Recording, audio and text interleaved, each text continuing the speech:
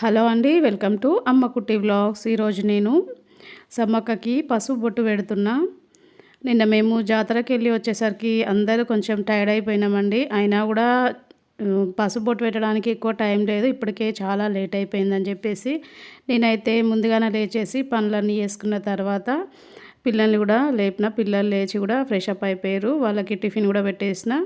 Tiffin తిని వాళ్ళైతే ఆడుకుంటారు. అలాగే మా ఆయన కూడా లేచి ఫ్రెష్ అప్ అయిపోయి మార్కెట్కి వెళ్ళిపోయారు.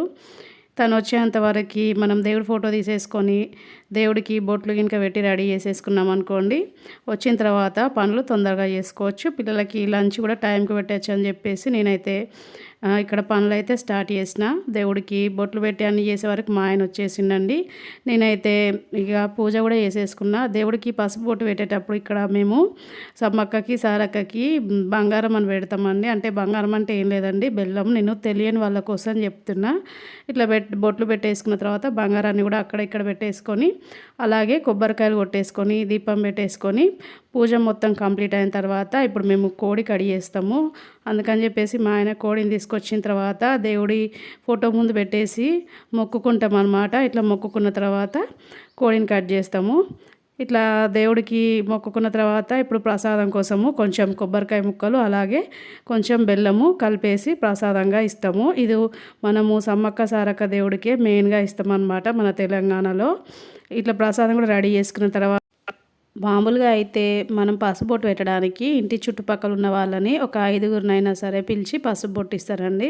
ప్రస్తుతానికి నాకు మరీ లేట్ అయిపోయింది పసుబొట్టు చేయడం కాబట్టి అందరూ జాతరలోకి వెళ్ళిపోయారు, ఎవరు లేరు మా గల్లీలో. అందుకని చెప్పేసి నేను మా పిల్లలకే పసుబొట్టు పెడుతున్నా. పెట్టిన తర్వాత అప్పుడు నేను పెట్టేసుకొని వాళ్ళకి ప్రసాదం అయితే ఇచ్చేసినాం అనుకోండి, పసుపు బొట్టు పెట్టడం అయిపోతుంది. ఇచ్చేసిన తర్వాత ఇంకా మా ఆయన మార్కెట్కి వచ్చేసిండు. నేను ఆ పనులన్నీ చేసుకునే వరకు మార్కెట్కి వెళ్ళి వచ్చిన తర్వాత ఇక నేను వంట చేసేసుకున్నాను. వంట అయిపోయేంత వరకు మధ్యాహ్నం 1 అయితే అయిపోయింది. బాగా లేట్ అవుతుందేమో అని అనుకున్నా కానీ కరెక్ట్ టైం వరకు అయితే వంట చేసేసిన. ఇంట్లో పిల్లలు ఉన్నప్పుడు వంట కరెక్ట్ టైంకి చేస్తేనే కదండి వాళ్ళు కూడా టైంకి తినగలుగుతారు. అందుకనే నేను మార్నింగ్ నుంచి కొంచెం పనులన్నీ ఫాస్ట్గా చేసేసుకునేసరికి నేను అనుకున్న టైం వరకు అయితే వంట చేసేసుకొని పిల్లలకి అన్నం పెడుతున్నా. మా పిల్లలకి చికెన్ ఉంటే చపాతీ లాంటిది ఉండాలండి, చాలా ఇష్టంగా తింటారు. కానీ ఈరోజు నాకు చేయడానికి వీలు లేదు, అసలు టైం కుదరలేదన్నమాట. అందుకని చెప్పేసి నేను పిల్లలకి అన్నం పెట్టేసిన. సాయంత్రం వరకు ఏదైనా స్నాక్ చేసి ఇస్తాలే అని చెప్తున్నా. సరే మమ్మీ అని చెప్పేసి వాళ్ళు కూడా అన్నం తింటుండ్రు. ఇక తిని కాసేపు పడుకునేసరికి సాయంత్రం అయితే అయిపోయింది. మా ఆయన తినేసి షాప్కి వెళ్ళిపోయిండు. సాయంత్రం లేచిన తర్వాత ఇక్కడ చికెన్ పకోడీ చేసుకోవడానికి నేను ముందుగానే చికెన్లో మసాలాలన్నీ కలిపేసుకొని ఫ్రిడ్జ్లో పెట్టేసుకొని సాయంత్రం లేచిన తర్వాత స్టవ్ పైన ఆయిల్ పెట్టేసుకొని ఆయిల్ వేడెక్కిన తర్వాత చికెన్ని ఆయిల్లో వేసేసుకొని మంచిగా ఫ్రై చేసేసుకుంటున్నా. ఫ్రై చేసుకున్న తర్వాత అప్పుడు చికెన్ తీసి బయటికి వేరొక పేపర్లో పెట్టేసుకోవాలి. అలా పెట్టేసుకోవడం వల్ల మనకి చికెన్లో ఉన్న ఎక్స్ట్రా ఆయిల్ అనేది పేపర్లోకి వెళ్ళిపోతుంది అన్నమాట.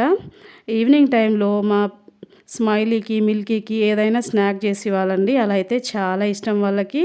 మా స్మైలీకి అయితే చికెన్ పకోడీ అంటే చాలా చాలా ఇష్టము.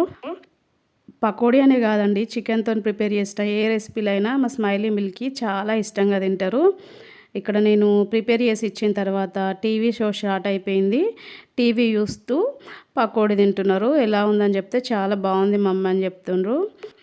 ఈరోజైతే ఈ వ్లాగ్ ఇంతటితో కంప్లీట్ చేసినానండి. మరిన్ని వీడియోస్ మీరు చూడాలనుకుంటే మన అమ్మ కుట్టి ఛానల్ని సబ్స్క్రైబ్ చేసుకోండి. సబ్స్క్రైబ్ చేసుకోవడం వల్ల నేను డైలీ అప్లోడ్ చేసే వీడియోస్ మీకు నోటిఫికేషన్ ద్వారా వస్తాయి. అలాగే నా ఛానల్ని మీ ఫ్రెండ్స్ ఎవరైనా ఉంటే షేర్ చేయండి. నా ఛానల్లో నేను చెప్పే విషయాల్లో ఏమైనా మిస్టేక్స్ కనుక ఉంటే కామెంట్ సెక్షన్లో తెలియజేయండి. ఓకేనండి, మళ్ళీ నెక్స్ట్ వ్లాగ్తో కలుద్దాము.